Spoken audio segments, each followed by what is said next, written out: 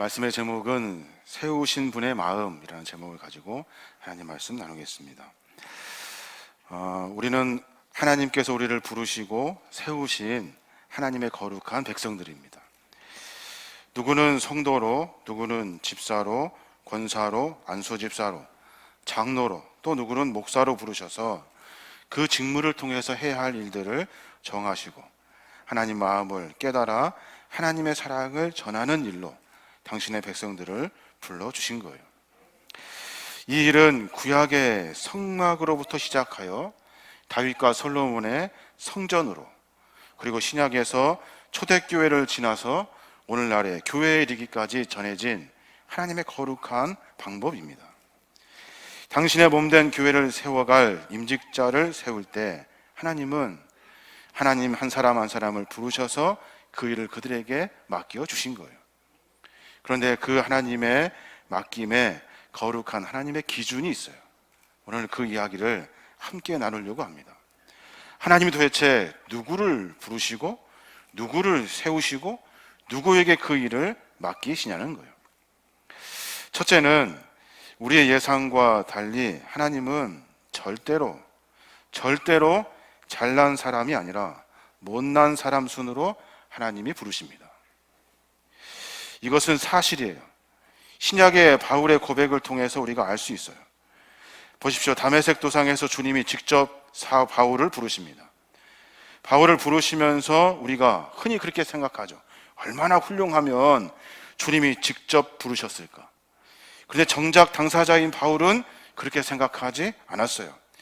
11절에 보면 하나님은 나를 불쌍히 여겨 주셨습니다. 그것은 예수 그리스도께서 나에게 철저하게 참으시는 인내를 보내심으로 후에 주님을 믿어 영원한 생명을 얻을 사람에게 본보기로 삼기 위한 것입니다 라고 그렇게 해주고 있어요. 자신이 주님의 극적인 부름을 받는 것은 자기가 잘난 것이 아니라 가장 불쌍한 자이고 주님이 나를 보시고 참고 인내하셨기 때문에 가능한 일이라고 사도 바울이 고백하고 있는 거예요. 자기야말로 가장 딱한 죄인 중에 죄인이고 자기는 주님을 따르는 자가 아니고 주님을 비방하는 자였고 복음을 전하는 자들을 쫓아다니면서 박해했던 박해자라고, 그리고 폭행자라고 바울이 이야기하고 있는 거예요. 나는 하나님의 부름에 합당하지 않습니다. 나는 만삭되지도 못한 덜 떨어진 사람입니다. 그런데 하나님이 나를 부르셨습니다 라고 바울이 고백하고 있는 거예요. 그래서 하나님이 자기를 우선적으로 부르셔서 사람들로 하여금 얼마나 하나님이 자비로우신 분인가를 나를 통해서 보여주시려고 하나님이 사도 바울을 부르셨다는 거예요. 하나님이 당신의 자비로움을 만방에 드러내시기 위해서 바울 자신을 택하여서 잘난 사람이 아니라 가장 못난 사람들을 택하셔서 하나님이 그 일을 맡겨주신 거예요. 죄송합니다만 교회는 못난 사람들이 더 잘 어울립니다. 잘난 사람들이 어울리지 않아요. 임직자도 마찬가지입니다. 주님은 못난 사람들을 임직자로 세우셔요.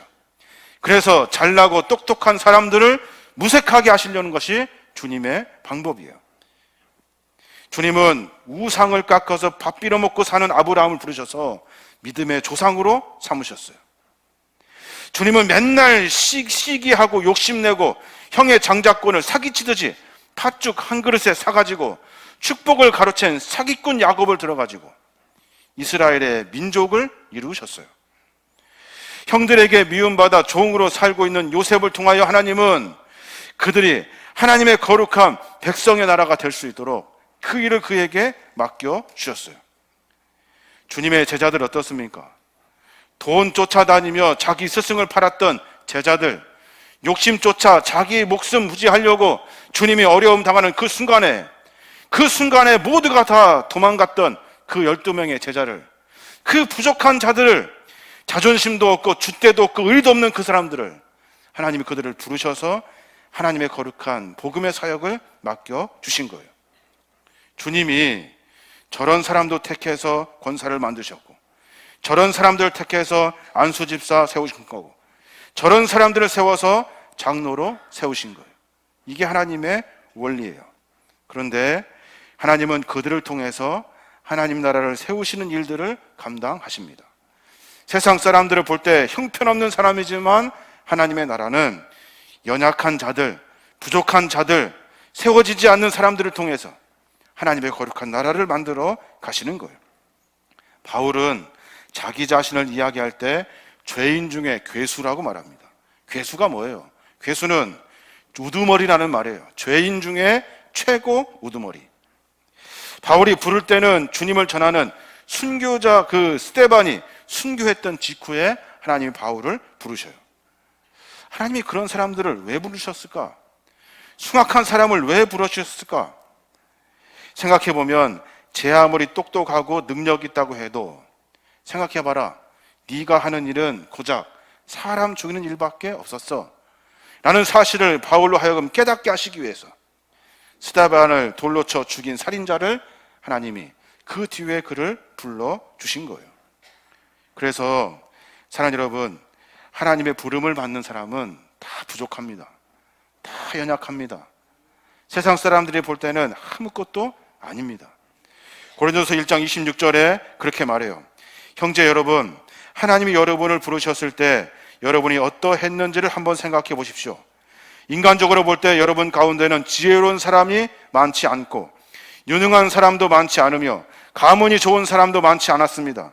그러나 하나님은 세상의 지혜로운 사람과 강한 사람들을 부끄럽게 하시려고 어리석고 약한 사람을 택하시고 세상의 대단한 인물로 여기는 사람들을 형편없이 낮추려고 천한 사람과 멸시받는 사람과 보잘것없는 사람을 택하셨습니다. 이것은 아무도 하나님 앞에서 자랑하지 못하게 하려는 것입니다 라고 바울이 기록해 놓고 있어요. 이게 바로 못난 자 수준으로 부르는 하나님의 섭리예요. 볼 때 아무것도 아닌 것 같죠? 하나님은 그들을 부르셔서 하나님의 나라의 일꾼으로 삼아주시고 하나님의 능력과 권능으로 말미암아 주의 거룩한 사명을 성공적으로 감당하게 하시려고 그들을 불러 그 일을 맡겨주신 거예요. 오늘 임직하는 그리고 취임하는 장로, 안수집사, 권사님들도 잘나서 뽑힌 것이 아니에요. 내가 못나서 주님이 나를 부르셨다는 사실을 분명히 깨달아야 하는 거예요. 세상의 어떤 실력과 세상의 지혜를 가지고 이 일을 감당하는 일이 아니에요. 하나님은 연약한 자들을 부르셔서 하나님의 거룩한 나라를 만드시려고 선택해 주신 거예요. 그래서 그 은혜가 크고 놀라운 거예요. 또 하나는 주님은 교회의 일꾼을 부르시며 세우시면서 사람들의 능력을 보지 않으셔요. 세상에서 능력자들만 모이면 얼마나 교회가 잘 되겠습니까? 그런데 하나님은 개인의 능력을 보지 않으셔요. 그럼 주님은 무엇을 보십니까? 주님은 자세를 보십니다. 자세.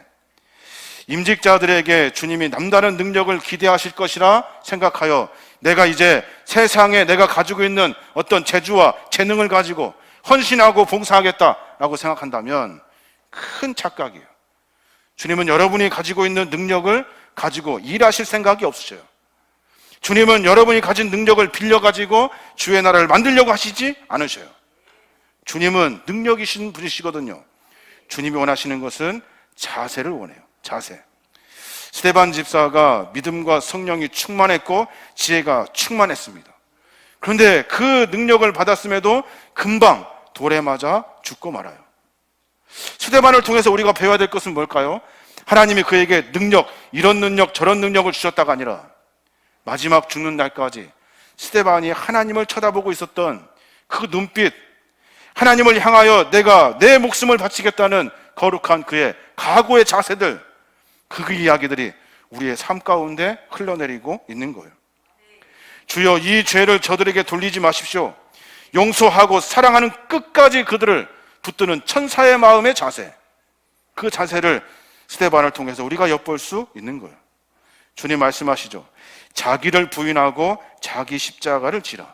이것은 능력을 가지고 일하라가 아니에요. 너의 그 자세를 바로 잡아라 라는 이야기예요. 이 자세가 있을 때 십자가를 질 수 있는 거예요. 누구든지 높아지려면 낮아지라고 말씀하셔요. 이 말씀도 마찬가지 능력을 받아 일하라가 아니라 자세가 중요하다고 이야기하고 있는 거예요. 재주가 아니라 자세, 하나님을 향한 내 자세, 기도하는 자세, 신앙과 믿음 생활하는 자세, 주 앞에 헌신하고 가고자 하는 자세. 모든 운동은 자세가 중요합니다. 점수가 잘 나고 모든 일이 잘 되려면 기본적인 자세가 충실해야 돼요. 시간이 흘러도 발전이 없는 이유는 기본적인 자세가 틀어졌기 때문에 그래요. 신앙인의 자세는 어떻습니까? 신앙인의 자세는 다른 세상의 것이 아니라 내 안에 하나님을 모시고 하나님을 향하고 하나님과 함께 삶을 만들어내는 귀한 믿음의 자세가 우리에게 있어야 하는 거예요. 세상에 어떤 일들이 일어난다 하여도 나는 주님을 버리지 않겠습니다. 세상에 아무리 바쁘고 힘든 일이 있어도 나는 주님만을 바라보며 전진하겠습니다라는 이 자세가 하나님은 그들을 자세를 받으시고 그 일을 이루어 가시는 거예요. 또 한 가지는 하나님께서는 임직자들에게 하나님의 거룩한 부르심을 받은 믿음의 종들에게 자기의 영광이 아니라 하나님의 영광을 위하여 일하기를 원하셔요. 빌립보서 1장 20절에 보면 나의 간절한 기대와 희망은 내가 어떤 일에서도 부끄러움을 당하지 않고 전과 같이 지금도 큰 용기를 가지고 살든지 죽든지 언제나 그리스도를 높이는 것입니다 라고 기록해 놓고 있어요.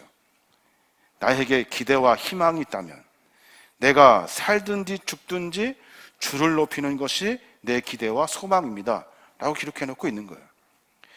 오늘 임직하는 분들 반드시 기억력이 살아나는 순간까지 이 말씀을 기억하셔야 돼요. 우리는 내가 먼저 영광 받고 그 일부가 주님께 돌아가는 것을 용납해서는 안 돼요. 주님이 영광 받으시기 위해서 내가 전적으로 희생하고 손해하는 일들을 우리가 감당해야 하는 거예요. 장로로, 안수집사로, 권사쯤 되면 세상 사람들처럼 똑같이 어려운 일 있을 때 도망가고 힘든 일 있을 때 제껴버리고 무엇이 중요한지도 모르고 하나님이 아니라 삶의 자기의 형편을 쫓아 살아가는 삶은 자기의 영광을 위해 사는 사람들이에요. 무슨 일이 있어도 주를 위해서, 무슨 일이 있어도 교회를 위해서, 어떤 일이 있어도 주님이 원하시는 삶의 모습을 살아야 하는 거예요. 오직 주님의 기쁨과 주님의 영광을 위해 살아가는 거예요. 이것은 인생 삶의 전체를 이야기하고 있는 거예요. 영광이 뭡니까? 주님 영광 받으시옵시오 라고 말하는 것이 영광입니까? 그렇지 않습니다. 내가 살아가는 삶을 통해서 내가 아니라 하나님이 드러나는 삶이 영광의 삶이에요. 세상 사람들하고 똑같아요. 그런데 하나님께서 그에게 삶 가운데 믿음을 허락하여 주셔서 그의 삶이 하나님이 드러나는 삶으로 살게 되는 거예요. 옛날처럼 살면 안 돼요. 옛날에 있었던 습관대로 살면 안 돼요. 내 삶이 다른 사람들이 나를 보고 하나님을 발견될 수 있도록, 하나님이 발견되어질 수 있도록 내 삶을 점검해야 하는 거예요. 교회에 온다는 것은 주님의 부르심이 아니면 불가능합니다.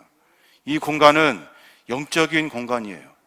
내가 의지적으로 온 것 같지만 사실은 하나님이 여러분의 심령 가운데 깊이 찾아와 주셔서 여러분을 주의 성전으로 불러주신 거예요. 이 공간은 그래서 영적인 공간이에요. 이곳에서 하나님을 알고 예배하는 사람들은 통해서 하나님은 그의 삶을 만지셔요.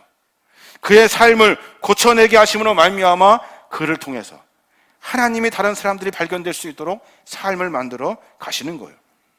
그러니까 지금까지는 내 영광을 위해 살았다 한다면 이제 앞으로 나를 통해서 다른 사람들이 하나님을 소개받을 수 있도록 내 삶의 모습을 점검해야 하는 겁니다. 로마서 14장 8절에 보면 우리가 살아도 주를 위하여 살고 죽어도 주를 위하여 죽노니 그러므로 사나 죽으나 우리가 주의 것이로다 라고 말해요. 살아도 죽어도 주를 위하여, 내가 아니라 주를 위하여, 사나 죽으나 우리는 주의 것이기 때문에 주를 위하여 삶을 살아가는 겁니다. 부디 오늘 임직하시는 장로, 안수집사, 권사 뿐만 아니라 여기 모인 우리 모두에게 우리의 삶 가운데 주님의 뜻과 주님의 마음을 알고 내 삶을 받기를 원하시는 하나님의 깊은 마음을 깨달아 삶을 점검하여 내 삶이 하나님의 거룩한 복음이 전파되어지는 영광의 삶이 되시길 주님의 이름으로 축원합니다.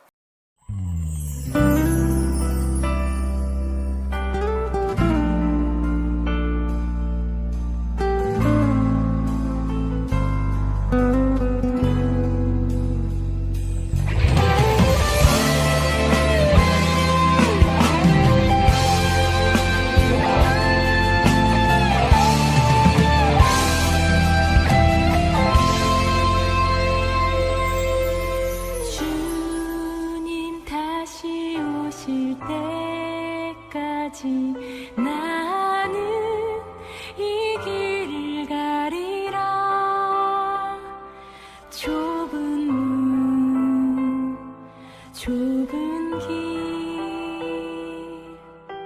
길